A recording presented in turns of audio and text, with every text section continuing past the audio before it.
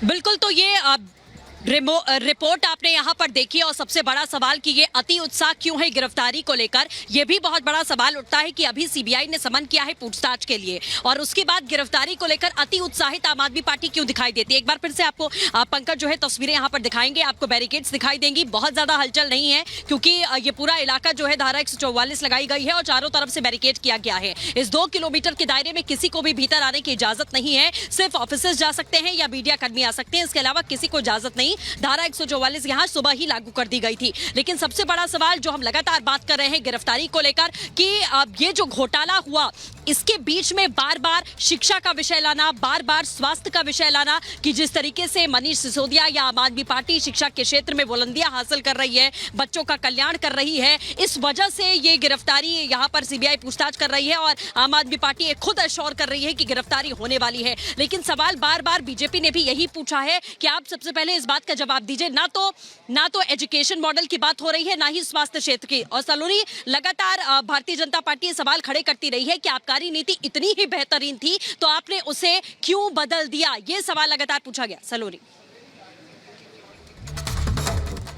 बिल्कुल ये सवाल भी पूछा गया और इसी सवाल के जवाब का सामना अब करना पड़ रहा है मनीष सिसोदिया को। गौरव, आपको तस्वीरें दिखाएंगे सीबीआई दफ्तर की। देखिए, आपत्तियां कई थी सृष्टि, इस आबकारी नीति को लेकर कई सवाल खड़े किए गए थे।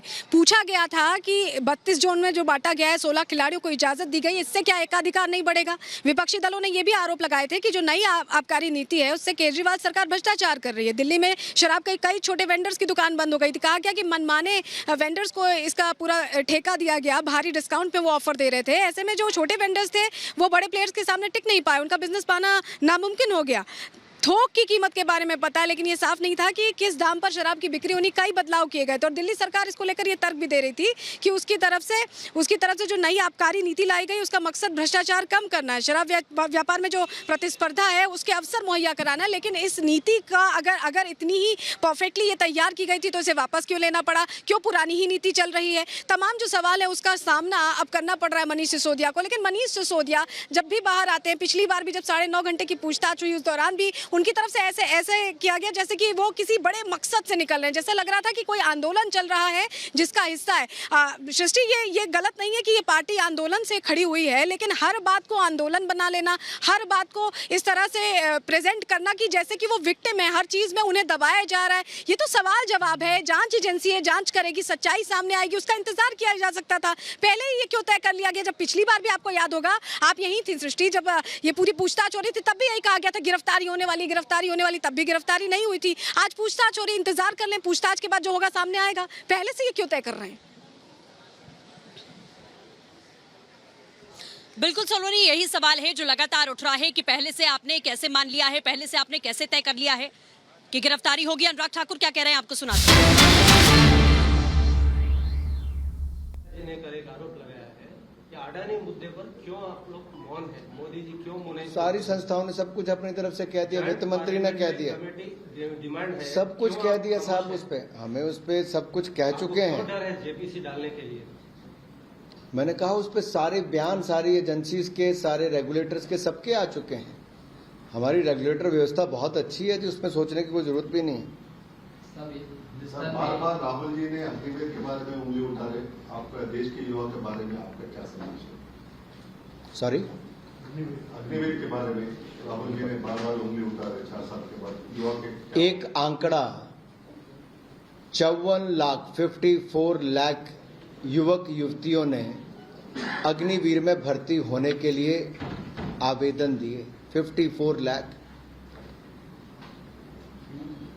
और इसके अलावा ये अपने आप में दिखाता कि युवा कैसे आना चाहते हैं। दूसरा, अग्निपथ योजना में जो अग्निवीर बनने के बाद आएंगे, जब उनको पैसा कॉर्पस फंड से मिलेगा तो उसमें भी इनकम टैक्स की छूट नरेंद्र मोदी जी की सरकार ने अग्निवीर को दी है।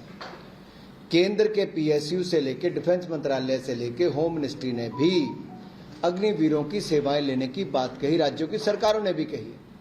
कुछ लोग भ्रमित करने का काम करते हैं, आप उनको करने दीजिए। इस देश का युवा भ्रमित नहीं होता। देश पर आप लगातार बढ़ते जा रहे हैं और हिमाचल में क्या सिचुएशन है सर? कैसा वो पावर में है, स्टेट कैसा? चलिए आगे। ओके।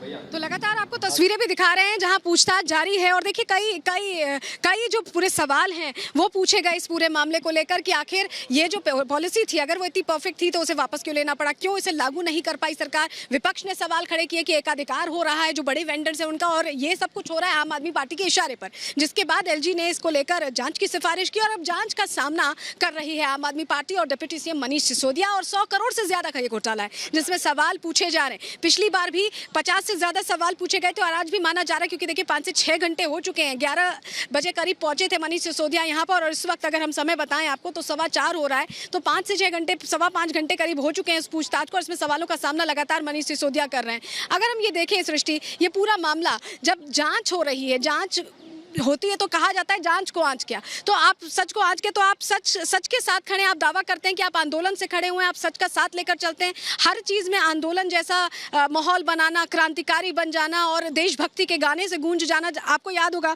किस तरह से सुबह जब आप कवर कर रही थी तो मनीष सिसोदिया के साथ जो पूरा कुनबा आ रहा था आम आदमी पार्टी कार्यकर्ताओं का, देशभक्ति के गाने बज रहे थे। ऐसा लग रहा था कि कोई जंग लड़ने जा रहे हैं। सवालों का सामना है, जांच एजेंसी सवाल पूछ रही है, उन सवालों का जवाब देकर क्लीन चिट ले सकते हैं। पहले ही गिरफ्तारी होने की बात कहना, ये तमाम चीज़ें बताती हैं कि ये एक मौका मान रही है आम आदमी पार्टी खुद को फिर से चमकाने का। कोई चमकाने का मौका नहीं छोड़ना चाहती, ऐसा समझे सृष्टि?